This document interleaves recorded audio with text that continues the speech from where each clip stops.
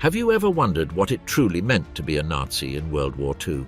Beyond the uniform, the speeches, and the flags, there was a system that molded minds, controlled emotions, and demanded absolute loyalty to the Führer. Being a Nazi wasn't just about belonging to a party. It was about being part of an ideological machine that promised greatness, but ultimately plunged the world into darkness. This isn't a tale of battles, but of fanaticism, indoctrination, and blind obedience. This is what it was like to live, think, and die as a Nazi in Hitler's Germany. This is what it was like to be a Nazi in World War II.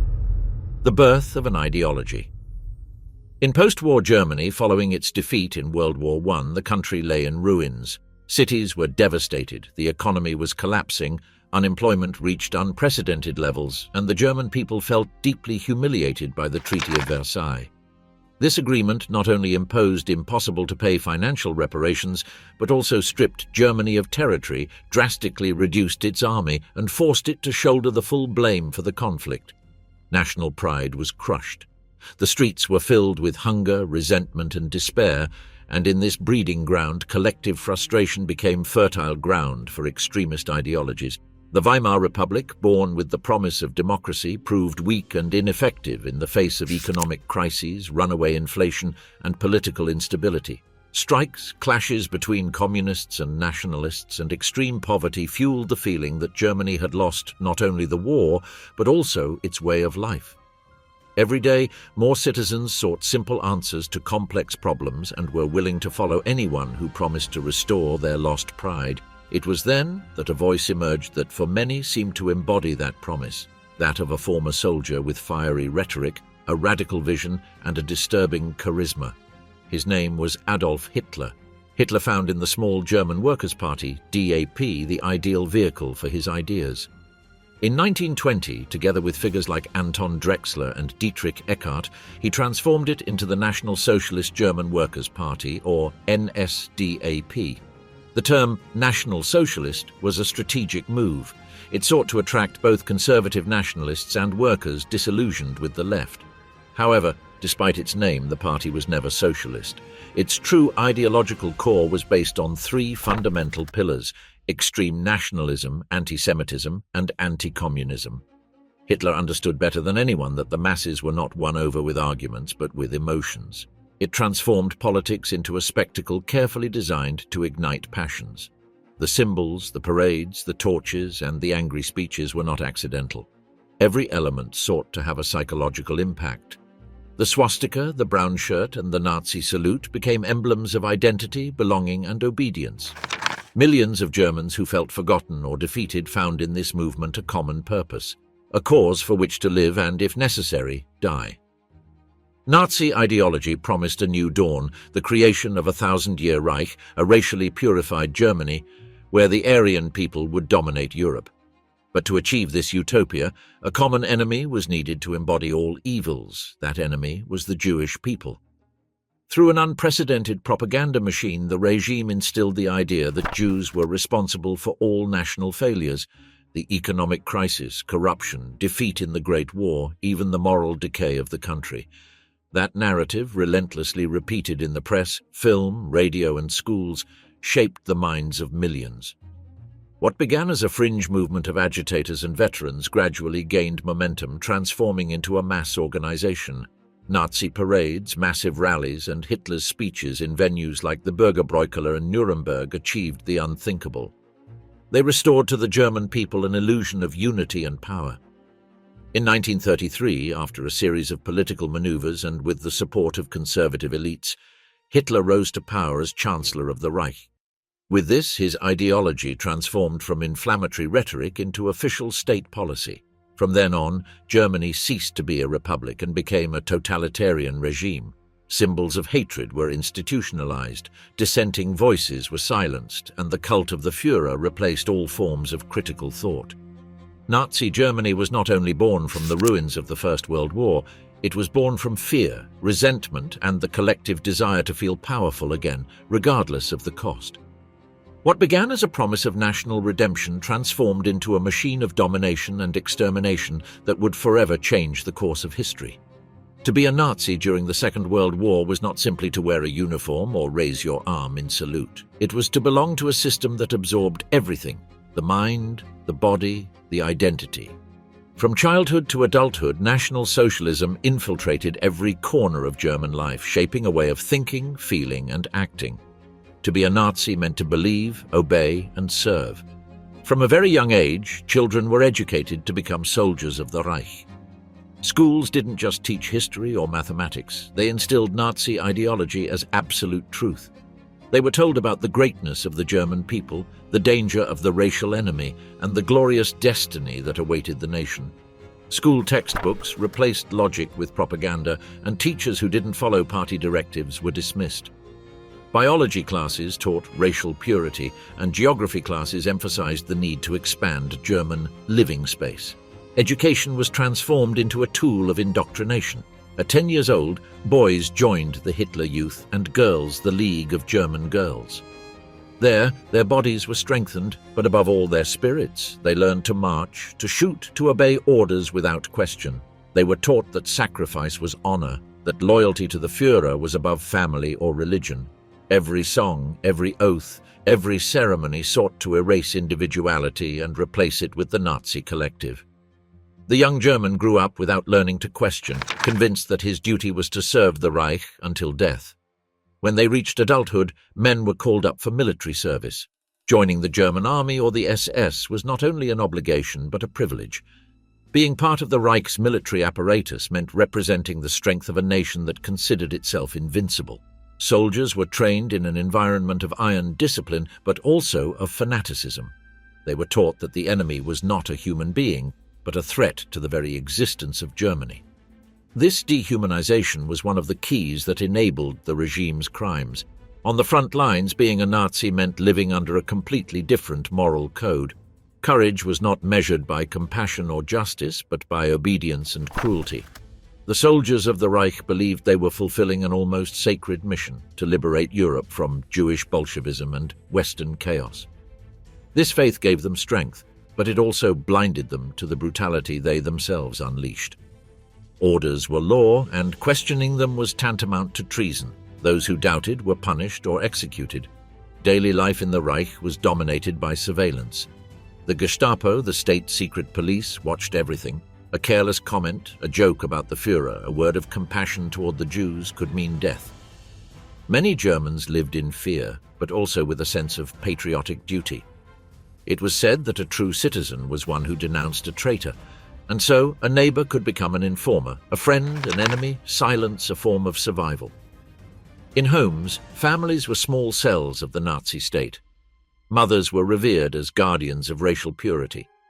They were taught that their mission was not independence but motherhood, to bear children for the Reich. Women received medals, the German Mother Cross, for having many children, a symbol of their contribution to the new Germany. They were required to be absolutely loyal to both their husbands and the Führer, as both represented the male authority of the state. Being a Nazi also meant participating in a system of privileges and rewards. Party members had access to better jobs, housing, and promotions. Belonging to the NSDAP was a guarantee of stability in the midst of war. But these benefits did not come without a price. They demanded unconditional loyalty. Every member was expected to act as a representative of the National Socialist ideal. Private life became public, and appearances were a form of patriotism. In factories, fields, and offices, everyone had to contribute to the war effort. Propaganda glorified the worker as a soldier without a rifle. Every hour of work, every piece produced, was presented as an offering to the fatherland.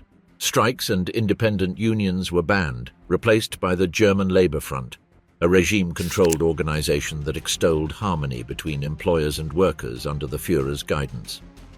However, not all Nazis were fanatics. Many were opportunists who joined the party to survive or prosper.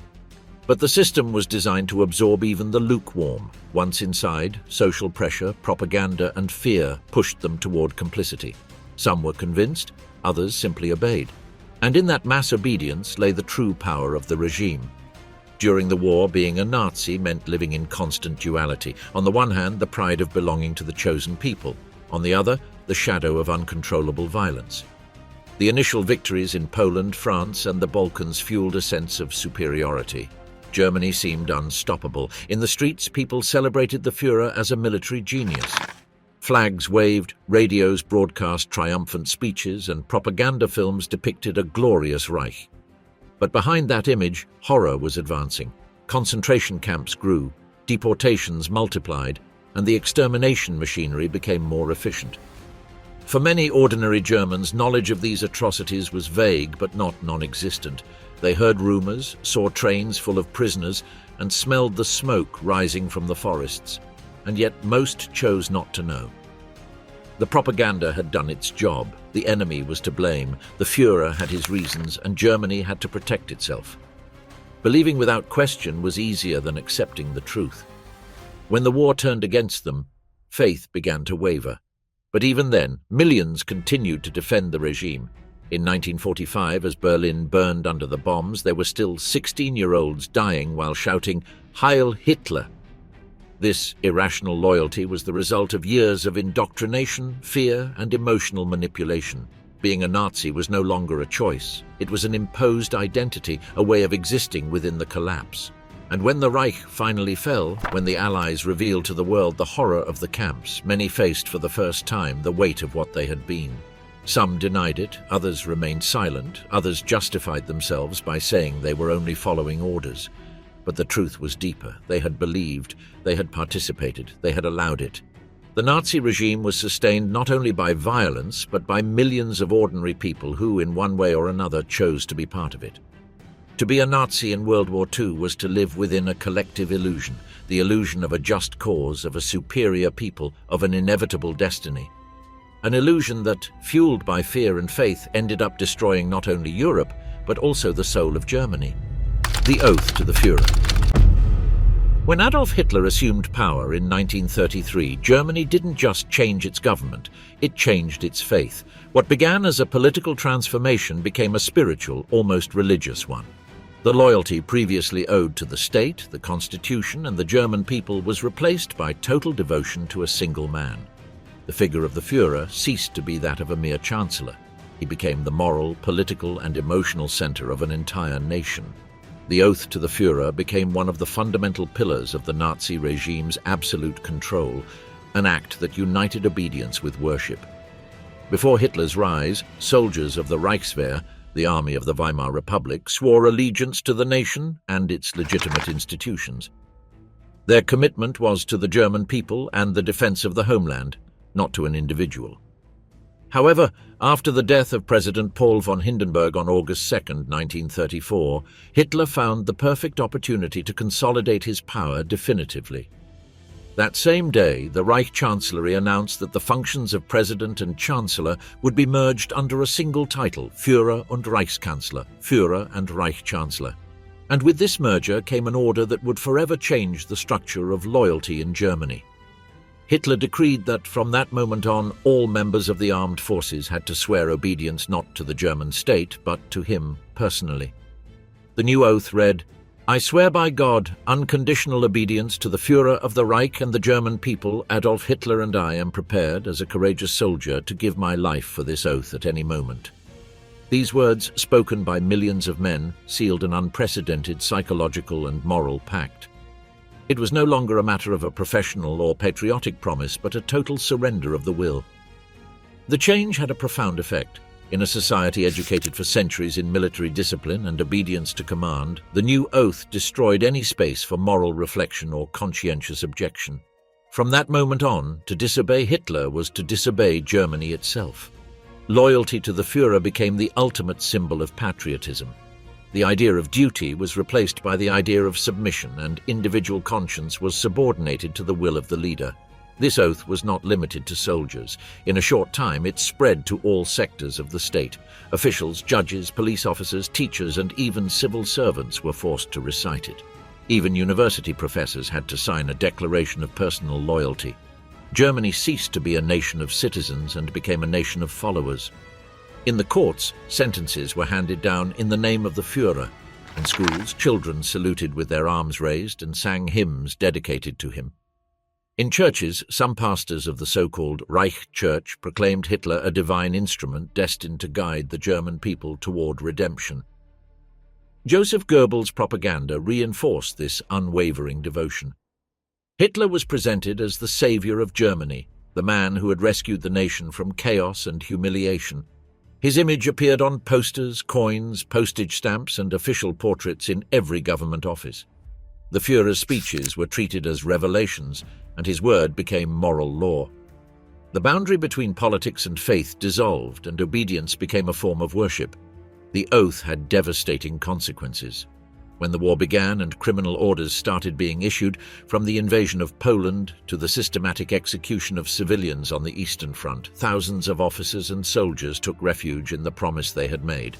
Their obedience was not rational but sacred. Many justified their actions by saying, "My duty is to obey, not to judge."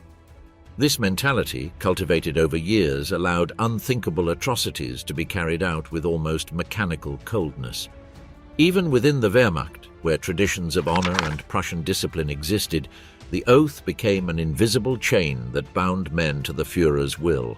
There were those who doubted, those who felt revulsion at the orders they received, but the fear of betraying the oath, and with it their own country, led them to silence or to act against their conscience. This fanatical obedience dismantled the moral boundary that had existed for centuries in German military ethics. After the defeat of the Third Reich during the Nuremberg trials, that blind obedience that had sustained the Nazi regime was subjected to scrutiny. In the courtroom, before the Allied judges and the eyes of the entire world, the top Nazi leaders attempted to justify their actions by resorting to the same excuse: "I was only following orders." That phrase, uttered time and again, became the symbol of an era in which morality had been replaced by obedience and conscience by duty. But behind those words lay something far deeper and more terrifying: the collective acceptance that, under the Third Reich, good and evil had been defined by decree. The oath to the Führer, mandatory for soldiers, civil servants, judges, teachers, and even doctors, was the cornerstone of that total obedience. From 1934 onward, after the death of President Hindenburg, all members of the German army, the Wehrmacht, no longer swore allegiance to the Constitution or the fatherland, but exclusively to Adolf Hitler. That seemingly simple text read, "I swear by God this sacred oath, that I will give unconditional obedience to the Führer of the Reich and of the German people, Adolf Hitler, and that I will be prepared, as a brave soldier, to give my life at any moment for this oath." It was a formula laden with symbolism and power, which transformed political commitment into an almost religious act. With that oath, the German state ceased to belong to the laws and came to belong to one man. Moral authority no longer resided in justice or reason, but in the will of the Führer. Anyone who disobeyed, even for ethical reasons, automatically became a traitor. The fear of punishment, coupled with propaganda manipulation, sealed the submission of millions. But it wasn't just fear, many genuinely believed. Hitler was not seen as a politician, but as a savior, an emissary of German destiny. During the years of the Third Reich, the machinery of power had achieved something more effective than repression: the internalization of duty. People no longer needed to be forced to obey, because they did so convinced that they were serving a higher cause. Goebbels' propaganda, the choreographed Nuremberg parades, Leni Riefenstahl's films, and Hitler's incendiary speeches not only exalted national pride, they cultivated an almost mystical faith in the figure of the leader. That Germany was not governed solely by laws, but by symbols, emotions, and the language of devotion.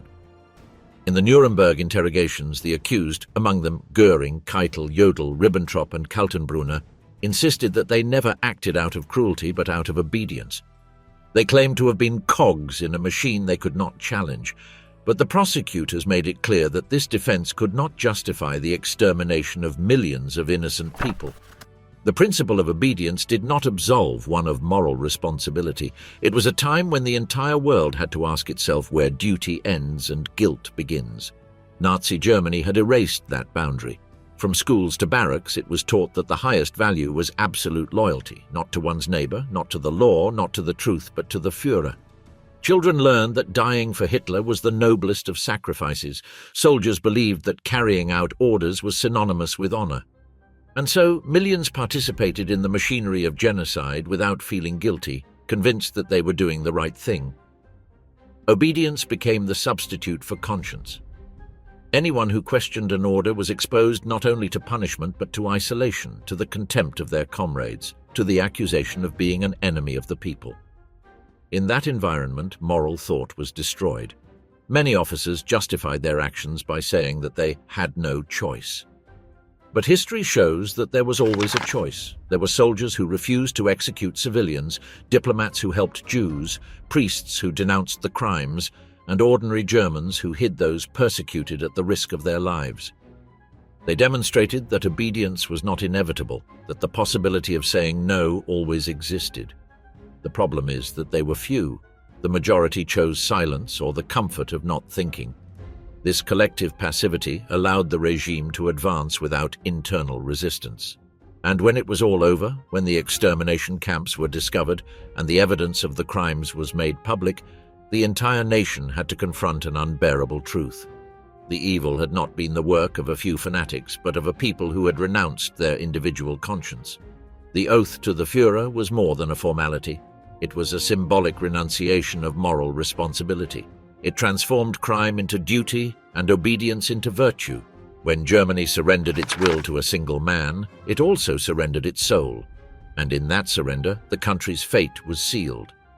The Nuremberg trials not only punished the guilty, they also revealed the extent to which blind faith in authority can destroy the very foundations of humanity. For absolute evil is not born of pure wickedness, but of unconscientious obedience.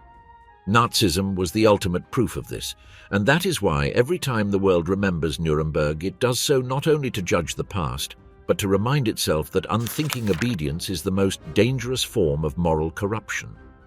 Thus, among the ruins of the Reich, Germany discovered a truth that Hitler himself had sought to erase: no oath, no flag, no leader is above human conscience, and that when a nation renounces independent thought, what awaits it is not salvation but destruction. Indoctrination from childhood. From the moment a German child learned to walk, they were already under the regime's watchful eye. Nazism understood that true power was not maintained with weapons, but with ideas sown from childhood. Hitler knew this very well. In one of his most quoted phrases, he said, "Whoever possesses the youth possesses the future." Under this premise, the Third Reich embarked on one of the most extensive and meticulous indoctrination campaigns in modern history. Its objective was to mold entire generations of Germans who would not think but believe, who would not doubt but obey. German schools were transformed into ideological temples. The old educational programs of the Weimar Republic were eliminated, and the new content was carefully designed to reflect the principles of National Socialism. History books stopped speaking of democracy and began to glorify the myth of German sacrifice during the First World War. The idea of the stab in the back was repeated again and again, the belief that Germany had not been defeated on the battlefield, but betrayed by Jews, communists, and liberals within the country. Scientific subjects were also distorted. In biology, the so-called science of race was taught, classifying humanity into biological hierarchies. Students learned to measure skulls, distinguish hair and eye color, and identify what the regime considered degenerate traits. In geography, maps depicted the Reich as the heart of Europe, surrounded by enemies and unjustly lost territories. Every lesson served to instill a worldview in which German expansionism was not aggression, but destiny. The classroom became a sacred space. Portraits of Hitler presided over every class, hanging above the blackboard as if they were religious images. Before lessons began, students were required to salute the Führer with outstretched arms, shouting "Heil Hitler," a gesture that replaced the traditional Guten Morgen. Teachers, for their part, were subject to party control. By 1936, over 97% of teachers belonged to the National Sozialistische Lehrerbund, the National Socialist Teachers League, and all were required to swear personal loyalty to Hitler. The goal was not to educate critical citizens, but to create loyal subjects. Education ceased to be a tool for thought and became an instrument of control. Children learned less about mathematics or literature, and more about obedience, sacrifice, and war. They were taught that compassion was weakness, that toughness was a virtue, and that the highest duty was to die for Germany. But the true power of Nazi indoctrination was not confined to the classroom. It began at home and was reinforced in youth organizations. The Hitler Youth, founded in 1926, became the heart of the new educational system outside of schools. With carefully designed uniforms, badges, and rituals, it offered young people a blend of adventure, camaraderie, and purpose. What appeared to be a recreational group was, in reality, a military school in disguise. Children were taught to march, to shoot, to navigate in the countryside, and above all, to obey without question. At the camps, the virtues of toughness and sacrifice were extolled. Weakness was ridiculed. Those who showed compassion or doubt were publicly humiliated. Through songs, slogans, and drills, the idea that the Führer was the living embodiment of Germany, the man to whom they owed their existence, was ingrained in their minds. Propaganda permeated every detail of daily life. Children's comics, board games, and even toys reproduced the regime's symbolism: soldiers, tanks, swastika flags, and Hitler figurines. Classic fairy tales were rewritten to include racial lessons. Even lullabies extolled the greatness of the Reich and instilled hatred for the enemies of the people.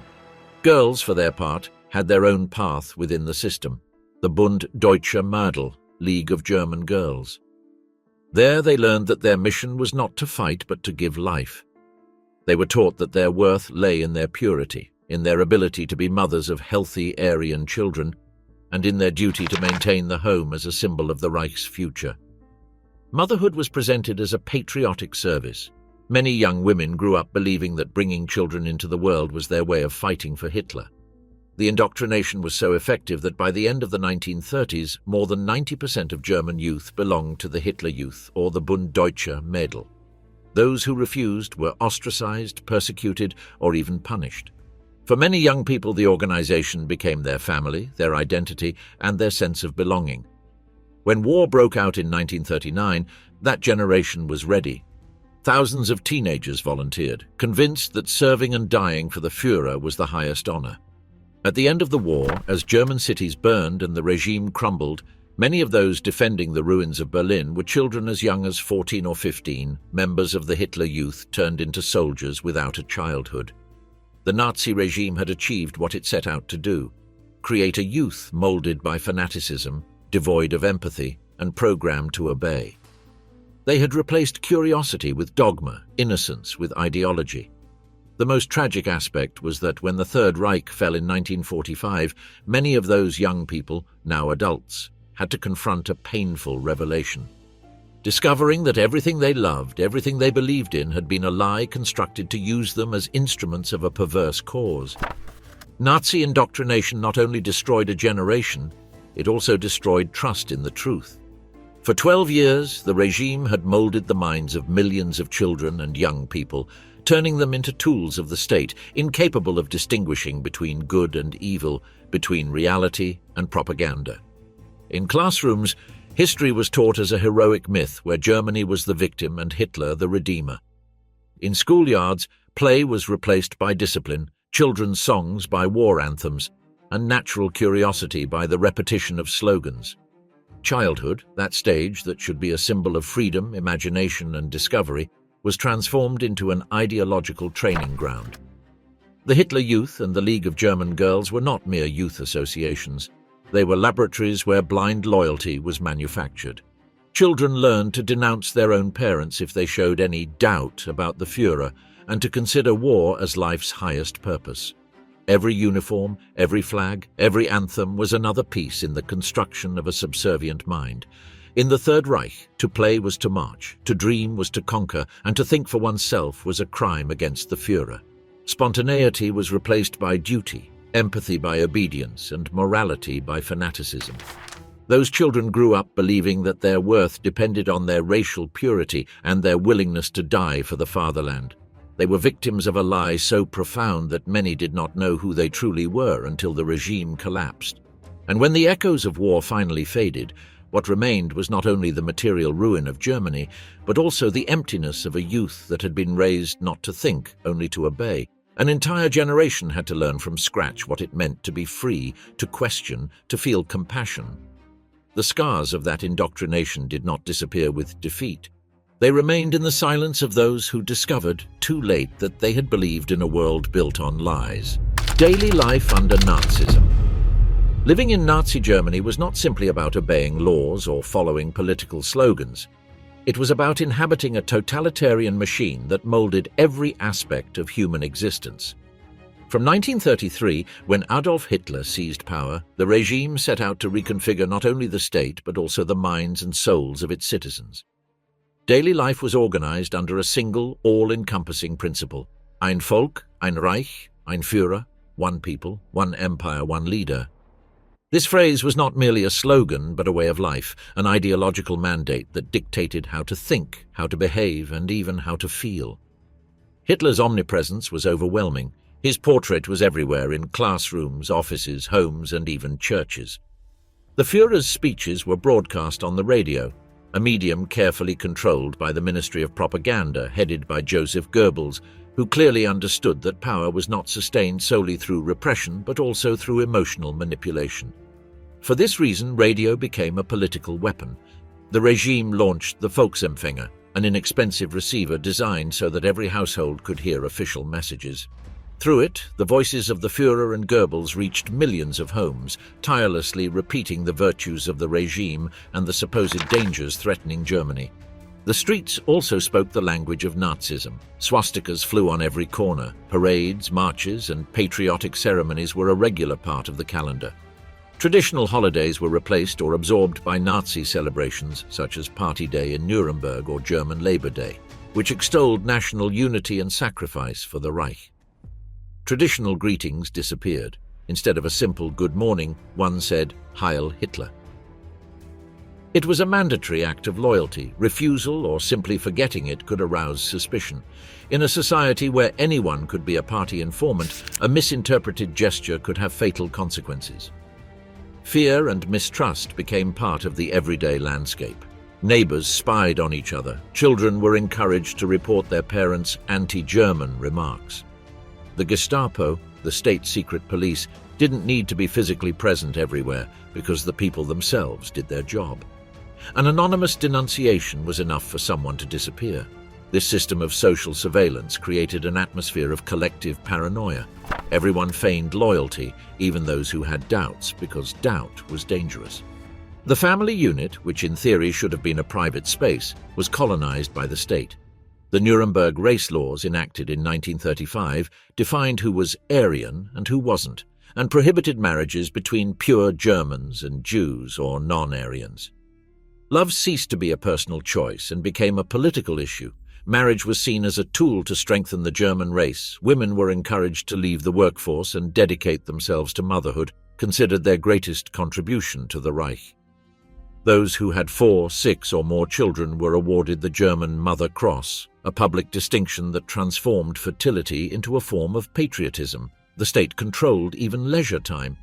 In 1933, the Kraft durch Freude, Strength Through Joy organization was created, a branch of the German Labour Front dedicated to managing workers' leisure activities. It organized trips, concerts, theatre performances, Baltic cruises, and even the production of the Volkswagen, the people's car. Everything seemed like a display of prosperity and modernity, but behind this facade lay a strategy of mass indoctrination. The regime sought to link every aspect of a worker's life to the party, from employment to vacations. Thus, even rest served the Nazi cause.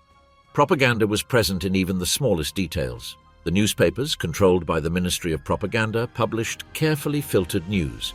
Leni Riefenstahl's films and newsreels portrayed a strong, united and triumphant Germany. Children played with toy soldiers in SS uniforms, and sticker albums glorified the Führer's victories. Everything seen, heard or read reinforced the idea of a chosen people destined to dominate Europe. Religion was also co-opted. Although Hitler never formally outlawed churches, he pressured religious leaders to align themselves with Nazi ideology. Some pastors and priests joined what was called German Christianity, a distorted version of Christianity that replaced Christ with the Führer as the people's redeemer. In many churches, religious hymns were replaced with patriotic songs. Faith ceased to belong to God and came to belong to the Reich. Meanwhile, the regime progressively marginalized those considered undesirable. Jews were expelled from schools, universities, parks, and shops. Signs with phrases like "No Jews allowed" began to appear in stores, banks, and hospitals. Communists, Roma, homosexuals, and the disabled were persecuted, fired, or deported. Many ordinary citizens, who may have felt compassion in private, preferred to remain silent to avoid any risk. Indifference became a form of survival. The repression, however, was not always visible. Constant violence wasn't necessary to control a population if people learned to censor themselves. The true power of Nazism was turning terror into habit. Routine itself, waving, marching, obeying, remaining silent, became a form of submission. Over time, millions of Germans began to live within an illusion that the regime gave them security, work, and pride in exchange for something seemingly insignificant: their moral freedom. Thus, the Third Reich didn't need a concentration camp on every corner to subjugate its people. It achieved this by manipulating daily life, language, customs, and dreams. It transformed fear into discipline, propaganda into truth, and obedience into virtue. In Nazi Germany, even breathing was a political act, because every word, every gesture, and every thought was intended to serve the Führer. And the most terrifying thing was that for many, this way of life came to seem normal. Believing without questioning. Faith in the Third Reich, believing without questioning. That was perhaps the true driving force of the Third Reich. Not weapons, not propaganda, not even fear. It was faith, a blind, irrational, absolute faith, in a leader who promised redemption to a wounded people. Nazi Germany was not only a political dictatorship, it was a secular religion, a cult that transformed obedience into virtue and thought into danger. From the regime's earliest years, Hitler understood that no system could be sustained solely by force. Terror could silence, but not inspire. What truly held the people together was belief, the conviction that they were participating in a historic mission. Thus was born faith in the Führer, a devotion that replaced traditional structures of morality and spirituality. The Nazi regime carefully constructed this new political religion. Its liturgy consisted of parades, torchlight marches, and massive speeches in Nuremberg. Thousands of uniformed men and women lined up with pinpoint precision, listened to Hitler's words as if they were divine revelations. The rallies were not mere political acts. They were rituals of faith. The crowd dissolved into the leader, and the individual vanished before the mass. Joseph Goebbels' propaganda played an essential role in this process. Every poster, every film, every radio broadcast was a piece of machinery designed to transform ideology into dogma. Hitler was not presented as a politician, but as a prophet. He was the one chosen by Providence, the embodiment of the German spirit. His face appeared in classrooms, offices, and homes. Children knew him before they learned to read.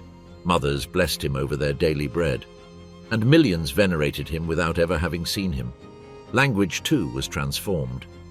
Words like sacrifice, purity, mission, destiny, and honor acquired an almost sacred meaning. To speak of the Führer was to speak with reverence. His will was said to be infallible, possessing an almost mystical connection to the German soul. Political decisions were justified not by logic, but because Hitler ordered it. Critical thinking became suspect, doubt, treason. Nazism understood that to control the people it had to replace traditional religion with a new faith. Christianity, with its message of compassion and humility, did not fit the logic of absolute power. Therefore, the regime attempted to mold religion to its liking.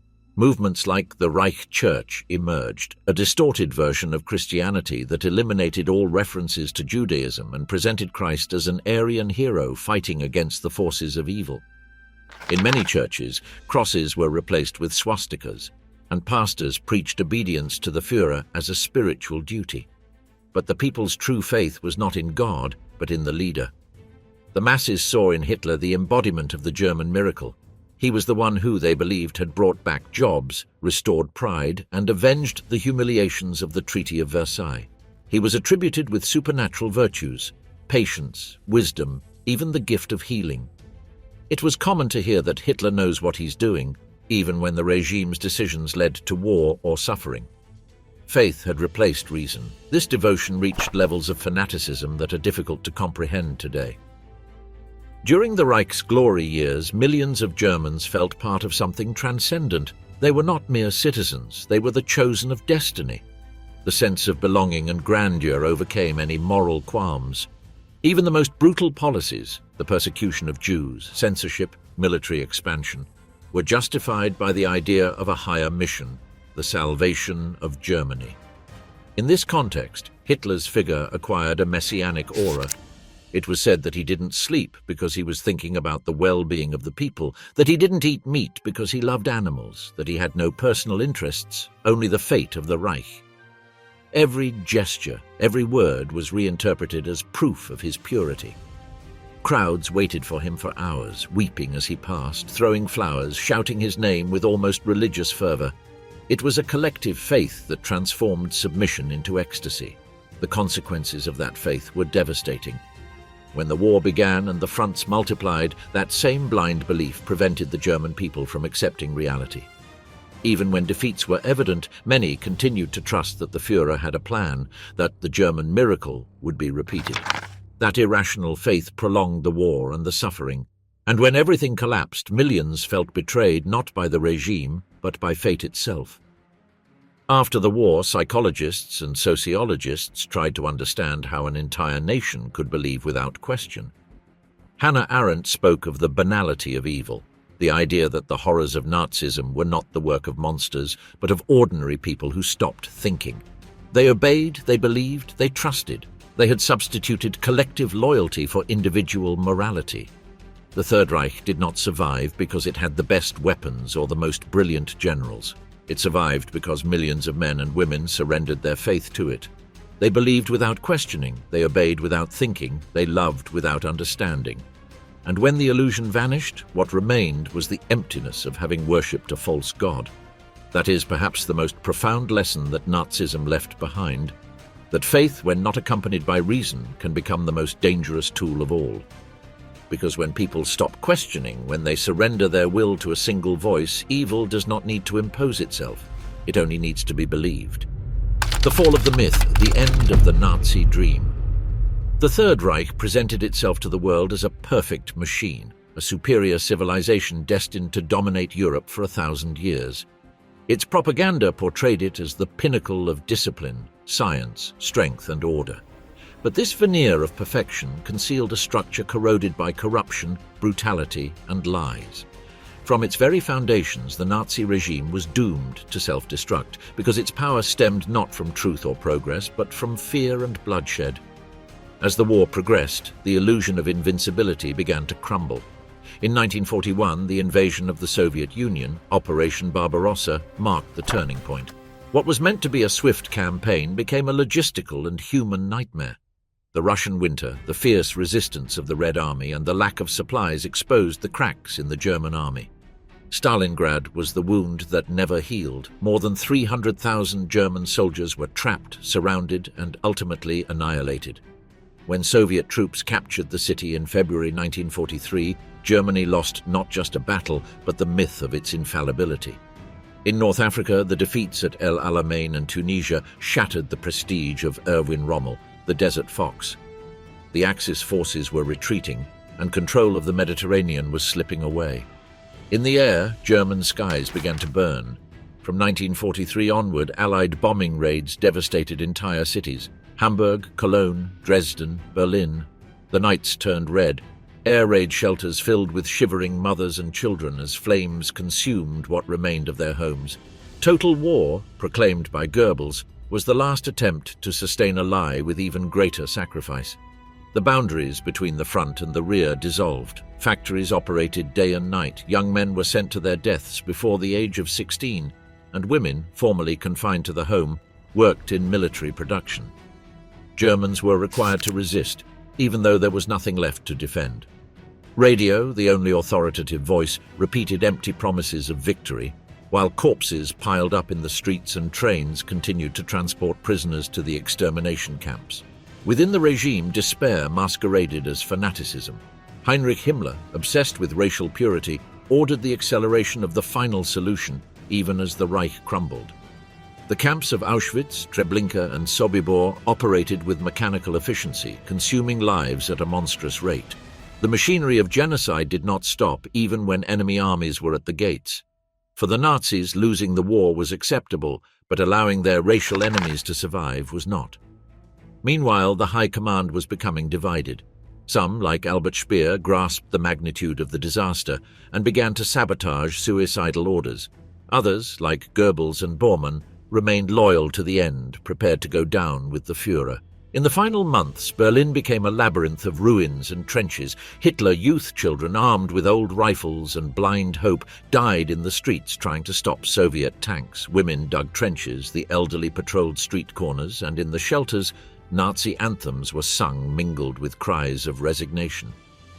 In the Führer bunker, Hitler had isolated himself from all reality. He gave orders to divisions that no longer existed, moved destroyed armies on maps, and raved about imaginary betrayals. When the Soviet encirclement of Berlin closed in April 1945, his dream of an eternal Reich had been reduced to a few meters of concrete underground. On April 30th, with Russian cannons thundering just a few blocks away, he committed suicide alongside Eva Braun. In his political testament, he blamed everyone but himself, the German people, his generals, fate. He did not ask for forgiveness. With his death, the myth of the Führer crumbled, but the cost was incalculable. Germany was left in ruins, more than 7 million dead, cities reduced to rubble, families torn apart, and a nation morally devastated. When the Allied troops liberated the concentration camps, all of humanity was confronted with an indescribable sight. The survivors, living skeletons, walked among mountains of bodies. What many Germans had denied or preferred not to see was revealed with undeniable brutality. At the Nuremberg trials, the main Nazi leaders were confronted with their crimes. The excuses of obedience and patriotism crumbled before the evidence. Documents, photographs, testimonies. The world discovered the extent of industrialized horror, of genocide planned with bureaucratic precision. Germany had to stare into the abyss it had created. But even after the surrender, the shadows of the Reich lingered. In the post-war period, many clung to the idea that they knew nothing, that they had been victims of deception. Others, more fanatical, continued to dream of a return, fueling myths and denialism. Denazification was a painful, incomplete process fraught with silences. The physical ruins were rebuilt quickly, the moral ruins much more slowly. The end of the Third Reich was not just the fall of a regime, it was the collapse of a civilization that had substituted fanaticism for reason and obedience for humanity. The echo of its speeches, its marches, and its propaganda faded into the ashes, but it left behind an eternal warning. No nation, however powerful it may seem, can be sustained on hatred. When the cannons fell silent and the smoke cleared, Germany was no longer the heart of an empire, but a mirror reflecting what happens when ambition and intolerance dominate humanity.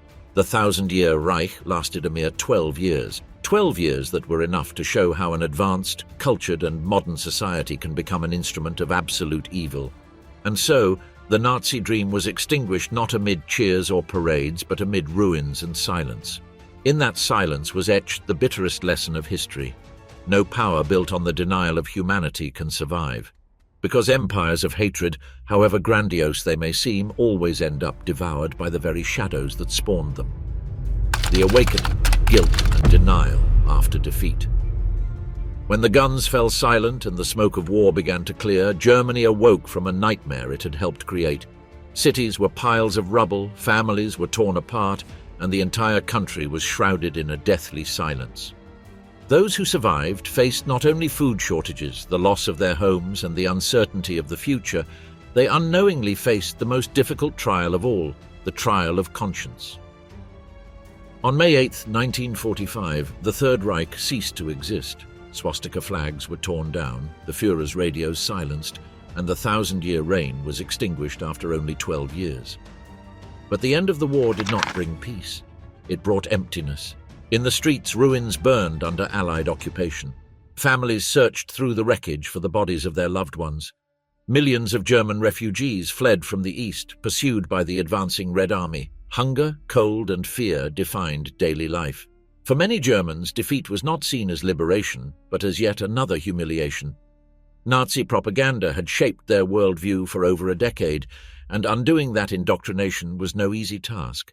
When the Allies began showing images of the concentration camps, piles of corpses, still warm crematorium ovens, survivors with vacant stares, the reaction was one of disbelief. In towns near the camps, troops forced civilians to walk among the bodies so they could see for themselves what had happened. Many wept, others turned their heads away. Some whispered that it was all a fabrication.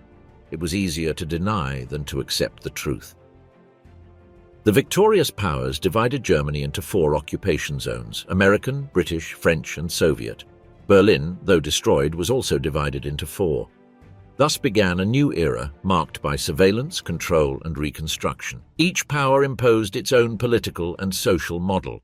In the West, the Western Allies promoted democracy and the market economy. In the East, the Soviets established a communist regime under their influence. Germany ceased to be a united nation. The invisible wall of the Cold War began to rise long before it physically existed. The so-called denazification was one of the first objectives. The Nazi Party was banned, the symbols of the regime were removed, and tribunals were created to try the main perpetrators. In Nuremberg, between 1945 and 1946, the surviving leaders of the Third Reich were brought before the world. There, the names that had inspired terror, Göring, Ribbentrop, Keitel, Kaltenbrunner, heard the evidence of their crimes. For the first time in modern history, the principle of individual responsibility for crimes against humanity was established. However, outside the courts, the process was more complex. Millions of Germans had participated in some way in the machinery of the regime. Not all were criminals, but few could be considered innocent. In towns and cities, Allied officials attempted to purge the administration, education, and public institutions of all Nazi influence. But in practice, many former party members retained their positions. Germany needed teachers, doctors, engineers, bureaucrats, and nearly all of them had sworn allegiance to the Führer at some point. The line between guilt and survival became blurred. For the first few years, the country lived through a reality of hunger and chaos. Rationing was extreme. Bombed-out cities lacked water, electricity, and shelter. The winter of 1946-47 was particularly harsh. Thousands died from the cold or malnutrition. The black market flourished, and women known as the Trümmerfrauen, the women of the rubble, rebuilt the destroyed buildings with their own hands. They were the ones who lifted stones, cleaned streets, and rebuilt what the war had reduced to dust. Meanwhile, German society retreated into itself. Talking about the past was dangerous, uncomfortable, even indecent. Most preferred to remain silent.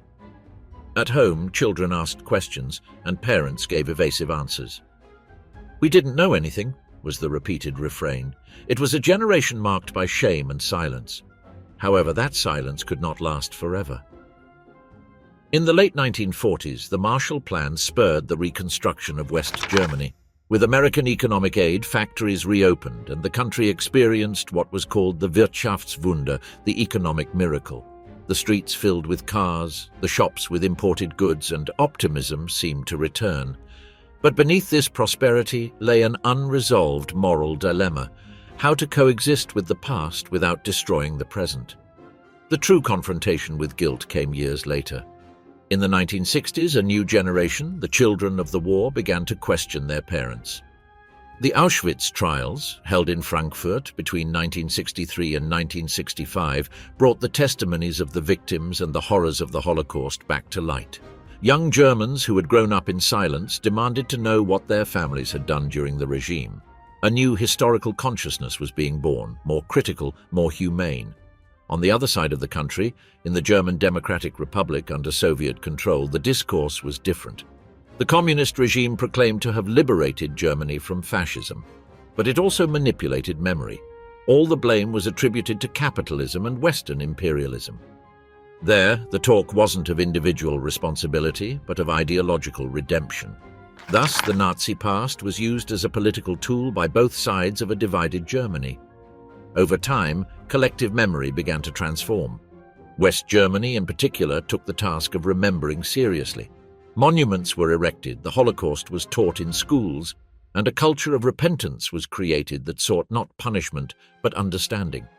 Accepting guilt became an act of moral maturity. It wasn't an easy process. It required decades of debate, confrontation, and pain.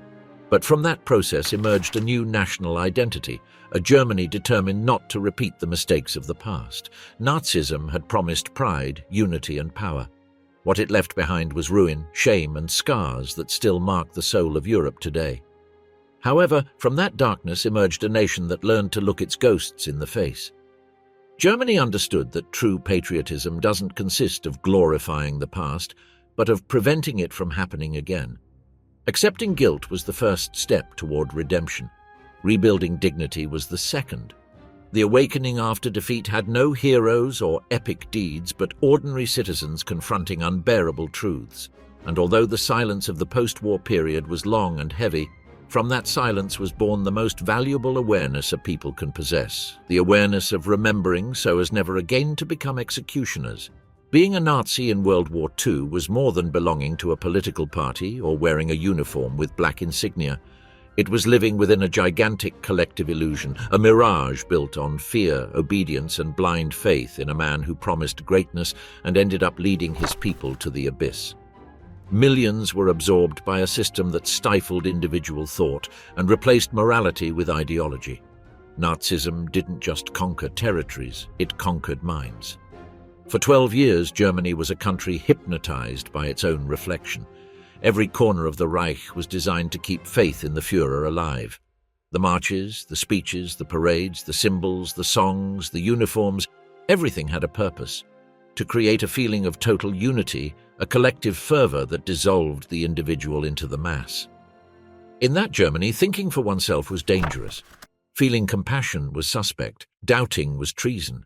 Being a Nazi meant living in a world where good and evil were dictated by the state, where love of country justified any atrocity and obedience was considered the highest form of virtue. It was watching your Jewish neighbor disappear and convincing yourself that he must have done something.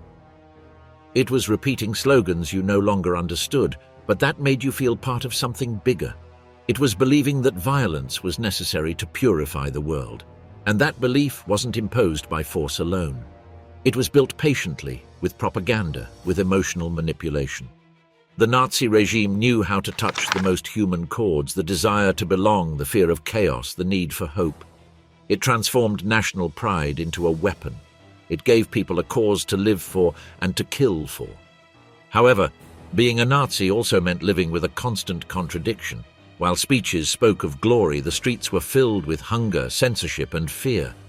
As the war dragged on and defeats mounted, many began to feel the weight of doubt. But it was too late. The system had ensnared everyone. No one could escape without becoming an enemy. In the final months of the war, as German cities were reduced to ashes by Allied bombing and the Eastern Front collapsed under the Soviet advance, there were still those who believed that the Führer would find a miraculous way out. That irrational loyalty, that blind faith to the very end, was the greatest testament to the power of indoctrination. Even as Hitler youth children died defending ruins, many adults refused to accept reality. The dream of the Reich had transformed into a nightmare, but the spell had not yet been broken.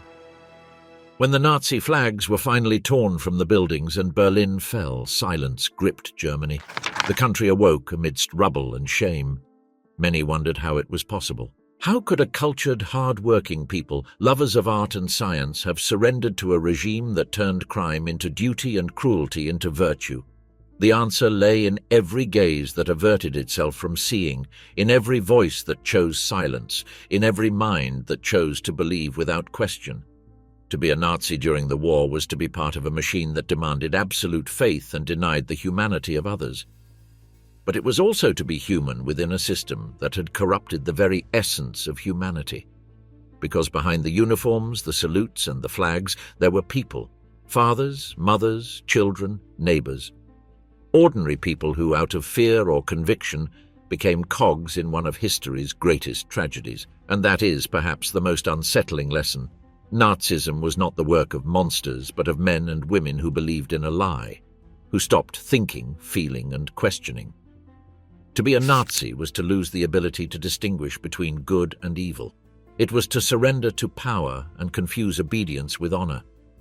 Today, looking back is not just an exercise in memory, but a warning. Because fanaticism does not disappear, it transforms, waits, and resurfaces where ignorance and fear reign once more.